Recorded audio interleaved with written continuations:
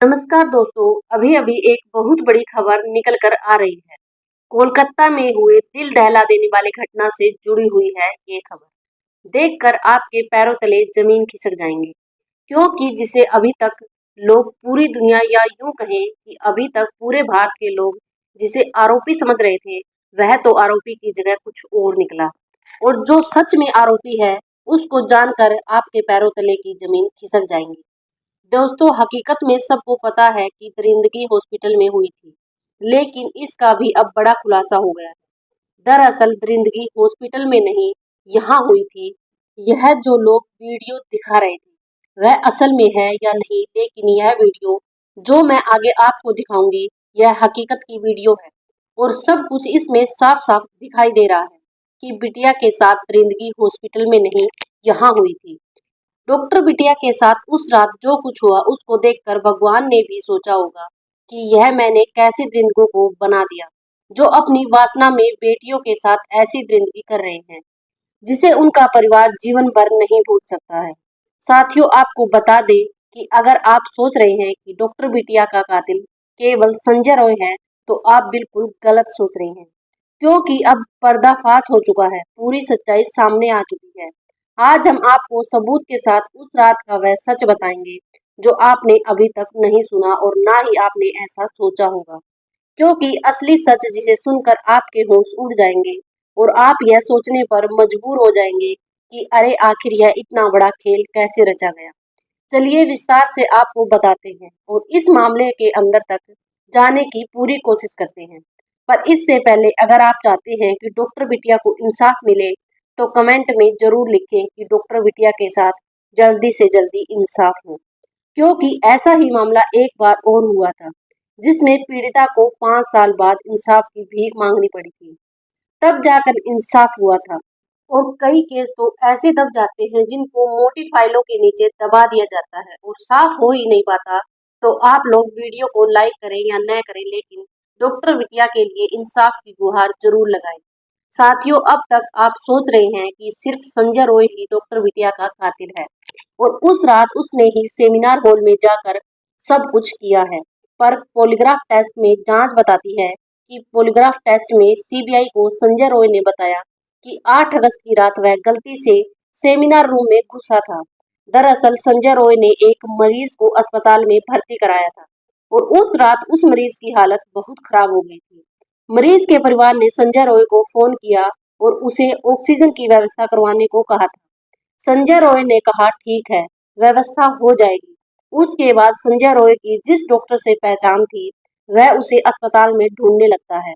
उसे अस्पताल में इधर उधर देखने लगता है ताकि वह ऑक्सीजन की व्यवस्था कर पाए, लेकिन वह डॉक्टर उसे नहीं मिल रहे थे। जब डॉक्टर उसे नहीं मिले, फिर वह उसी डॉक्टर को ढूंढने के लिए उस रात 3rd फ्लोर पर गया और वहां भी उसी डॉक्टर को ढूंढता रहा, पर वह डॉक्टर वहां भी नहीं थे। फिर वह डॉक्टर को ढूंढता हुआ उसी 3rd फ्लोर के सेमिनार हॉल में जाता है और जब वह सेमिनार हॉल में जाता है, तो देखता है कि वहां डॉक्टर बिटिया की बॉडी पड़ी थी। उसने डॉक्टर बिटिया के शरीर को हिलाया, लेकिन कोई मूवमेंट नहीं हुआ। उसने उसे छुआ और उठाने की कोशिश भी की, लेकिन फिर भी डॉक्टर बिटिया के शरीर में कोई मूवमेंट नहीं दिखा। यह सब देख संजय रॉय घबरा गया और वहां से भाग निकला और यहीं भागते वक्त किसी चीज से टकरा कर वह लड़खड़ा गया और उसका ब्लूटूथ डिवाइस गिर गया। संजय रॉय ने बताया कि वह डॉक्टर बिटिया को पहले से नहीं जानता था और जिस रात वह हॉस्पिटल में आया, उस रात हॉस्पिटल के गेट पर कोई सिक्योरिटी नहीं थी, कोई सिक्योरिटी गार्ड नहीं था और ना ही किसी ने उसे रोका। और यहीं से यह पूरा केस एक नए मोड़ पर चला जाता है और पता लगता है कि कई लोग हैं जिन्होंने इस घिनौने काम में अपने अपने हिस्से का पाप किया, जिसमें यह 5 लोग गिरफ्तार हो चुके हैं। आइए एक एक करके सबके कुकर्म को दिखाते हैं, आपको सब कुछ बताते हैं। तो सबसे पहले शुरू करते हैं किरदार नंबर 5 से, विप्लव सिंह। यह भी खुलासा हुआ था कि इस आरजी कर मेडिकल कॉलेज में कुछ ऐसा था जो डॉक्टर बिटिया जानती थी और जिन लोगों को डॉक्टर बिटिया से डर लग रहा था, उसमें यह विप्लव सिंह सबसे ऊपर है। मतलब डॉक्टर बिटिया इससे डरती थी। विप्लव सिंह अस्पताल में हुए भ्रष्टाचार के मामले में सह आरोपी है और मातारा ट्रेडर्स का मालिक भी है। इस मामले में एफआईआर भी मान तारा ट्रेडर्स के नाम से दर्ज की गई है। बताया जा रहा है कि इसके पिता मेडिकल कॉलेज में काम कर चुके हैं। उसने अपने ही पिता के संबंधों का फायदा उठाकर पहले अस्पताल में पोस्टर बैनर बनाना शुरू किया, फिर दवाइयों की सप्लाई का काम शुरू कर दिया और धीरे धीरे आगे बढ़ता चला गया। अब आपको बताते हैं किरदार नंबर 4, सुमन हाजरा और संदीप घोष का हमराज और खास आदमी। अगर कोई है तो वह है सुमन हाजरा। अस्पताल में मटेरियल की सप्लाई का काम करने वाला सुमन हाजरा और संदीप घोष बहुत अच्छे दोस्त हैं। यह आपस में काफी अच्छा तालमेल रखते हैं। यह सरकारी दवाओं से लेकर मेडिकल उपकरणों की खरीद करके उन्हें दोबारा बाजार में बेचने का काम करता था। इसकी हाजरा मेडिकल शॉप के नाम से दुकान भी है, मतलब इसने खुद की शॉप भी खोल रखी थी। सुमन और विपल कोलकाता शहर के एक ही मोहल्ले में रहते हैं। ऐसे में शक है कि डॉक्टर बिटिया सुमन हाजरा के काले कारनामों को जान चुकी थी और जल्द ही कोई बड़ा खुलासा करने वाली थी। इसका उसे काफी डर बना हुआ था। अब बात करते हैं किरदार नंबर 3, अफसर अली खान। संदीप घोष के साना लोगों में से एक नाम अफसर अली खान का भी है। अस्पताल के पूर्व उपाधीक्षक डॉक्टर अख्तर अली ने बताया था कि संदीप अपनी सुरक्षा में प्राइवेट सिक्योरिटी रखता था। इसमें संजय रॉय के साथ साथ कुछ अफसर भी बाउंसर का काम करते थे। ऐसे में संदीप घोष की संजय राय से इतनी नजदीकियां कुछ न कुछ राज छिपाए बैठी थी, इसीलिए इन्हें भी गिरफ्तार कर लिया गया है। किरदार नंबर 2, संदीप घोष। संदीप घोष तो वह आदमी है जिसने लावारिस शवों को भी नहीं छोड़ा, यह उन्हें भी बाहर बेच देता था। अब संदीप घोष गिरफ्तार भी हो चुका है और ना जाने कितने सच छुपाए बैठा है। डॉक्टर बिटिया की इस हालत का जिम्मेदार संदीप घोष भी है। संदीप घोष के कारनामों का कच्चा चीठा डॉक्टर बिटिया के पास था और ऐसे में कहीं इसने ही तो कोई षड्यंत्र नहीं रचा, यह एक बड़ा सवाल है।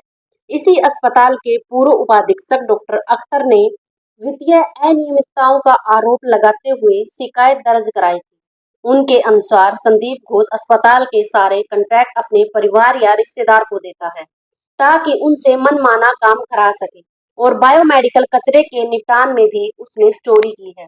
लोग यहाँ तक नाराज है कि न तो कोलकाता के आर.जी. कर मेडिकल कॉलेज के पूर्व प्रिंसिपल संदीप घोष को भीड़ में एक व्यक्ति ने थप्पड़ मारने की कोशिश की जब सीबीआई घोष को अलीपुर कोर्ट में पेशी पर लाई थी। प्रदर्शनकारियों ने घोष को देखकर चोर चोर के नारे लगाए और फांसी देने की मांग की। किरदार नंबर 1, संजय रॉय। कोलकाता में हुए डॉक्टर रेप और मर्डर केस में संजय रॉय मुख्य आरोपी है। अब तक की जांच में यही सामने आया है कि इसने अकेले ही इस खौफनाक वारदात को अंजाम दिया है। सीबीआई के पास इसके खिलाफ 9 से ज्यादा सबूत है जो कि इसके गुनाहों की चीख चीख कर गवाही दे रहे हैं। यह फिलहाल न्यायिक हिरासत में है। कोलकाता पुलिस ने इसे वारदात वाले दिन सुबह ही गिरफ्तार कर लिया था, पर अभी भी यह अलग अलग कहानियां सुना रहा है। चिंता की बात यह नहीं है कि सीबीआई उसको ठोक पीट कर सच मुंह से बाहर निकलवाना बहुत अच्छे तरीके से जानती है। प्रदर्शन कर रहे डॉक्टरों का आरोप है कि पुलिस ने रेप मर्डर केस की जांच में शुरू से ही लापरवाही की है। उन्होंने पुलिस कमिश्नर गोयल की तस्वीरें हाथ में लेकर उनके इस्तीफे की मांग की। बीबी गांगुली स्ट्रीट पर रोके जाने के बाद डॉक्टरों ने पुलिस कमिश्नर का पुतला भी जलाया। धरने पर बैठे एक डॉक्टर ने न्यूज एजेंसी पीटीआई से कहा, हमें नहीं पता था कि कोलकाता पुलिस हमसे इतनी डरी हुई है कि हमें रोकने के लिए 9 फीट ऊंचा बैरिकेड लगा देगी। हमारा आंदोलन तब तक जारी रहेगा जब तक हमें लाल बाजार पहुंचने और कमिश्नर से मिलने की परमिशन नहीं मिलती। हम तब तक यहीं बैठे रहेंगे। कोलकाता हाई कोर्ट के पूर्व जज और मौजूदा सांसद अभिजीत गंगोपाध्याय सोमवार 2 सितंबर को प्रदर्शनकारियों का समर्थन देने के लिए विरोध स्थल पर पहुंचे। हालांकि डॉक्टरों ने उन्हें देखकर हंगामा कर दिया, साथ ही गो बैक के नारे लगाए। इस पर भाजपा सांसद ने कहा कि उन लोगों ने मुझे गलत समझा है। मैं यहाँ आम नागरिक के रूप में उनका साथ देने के लिए आया हूँ, मैं उनके खिलाफ नहीं हूँ। गंगोपाध्याय ने पुलिस कमिश्नर से भी डॉक्टरों से मिलने की अपील की। उन्होंने कहा, कमिश्नर क्यों नहीं आ रहे? यह प्रदर्शनकारी डॉक्टर है, गुंडे नहीं है। नए कानून के हिसाब से क्या कोलकाता के दोषी को 10 दिन में फांसी हो जाएगी? दरअसल पश्चिम बंगाल विधानसभा में मंगलवार को एंटी रेप बिल पास हो गया है। नए कानून के तहत रेप केस की 21 दिन में जांच पूरी करनी होगी। इसके अलावा पीड़ित के कोमा में जाने या मौत होने पर दोषी को 10 दिन में फांसी की सजा होगी। भाजपा ने भी बिल का समर्थन किया है। इससे अपराजित महिला एवं बिल विधेयक 204 नाम दिया गया है। अब इसे राज्यपाल के पास भेजा जाएगा। इसके बाद यह राष्ट्रपति के पास जाएगा। दोनों जगह पास होने के बाद यह कानून बन जाएगा। जैसा कि संजय रॉय ने अपनी कहानी में बताया है कि वह उस रात एक डॉक्टर को ढूंढता हुआ सेमिनार हॉल में पहुंचता था, पर वहां बॉडी पहले से ही पड़ी थी, पर सीसीटीवी कुछ और ही बयान कर रहा है। वारदात वाले दिन का सीसीटीवी फुटेज में जिसमें आरोपी संजय रॉय की घटना स्थल पर मौजूदगी साफ तौर पर नजर आ रही है। सीसीटीवी फुटेज में वह सेमिनार हॉल की तरफ जाता हुआ दिख रहा था। फुटेज में नजर आ रहा था कि संजय रॉय जब सेमिनार हॉल में घुसता है तो उसके गले में ब्लूटूथ था, जबकि जब वह वहां से बाहर निकलता है तो उसके गले में कोई ब्लूटूथ नजर नहीं आता। यह वही ब्लूटूथ है जिसे पुलिस ने घटनास्थल से बरामद किया है। ऐसा पहली बार है जब इस घटना के पुख्ता सबूत रिकॉर्ड पर मिले हैं। यह सीसीटीवी फुटेज 9 अगस्त की देर रात 9 बजे से 4 बजे का है। इसमें संजय रॉय आरजी कर अस्पताल में नजर आ रहा है। इस सीसीटीवी फुटेज के आधार पर ही संजय रॉय को गिरफ्तार किया गया है। साथियों, आपको क्या लगता है डॉक्टर बिटिया का असली कातिल कौन है? कमेंट में जरूर बताइए। दोस्तों, इस घटना को सुनने का उद्देश्य किसी का दिल दुखाना नहीं है, किसी को परेशान करना नहीं है, बल्कि आपको जागरूक करना है। दोस्तों, इस पूरी घटना के बारे में आपकी क्या राय है? आप इस घटना का मुख्य आरोपी किसे मानते हैं? कमेंट बॉक्स में जरूर बताएं।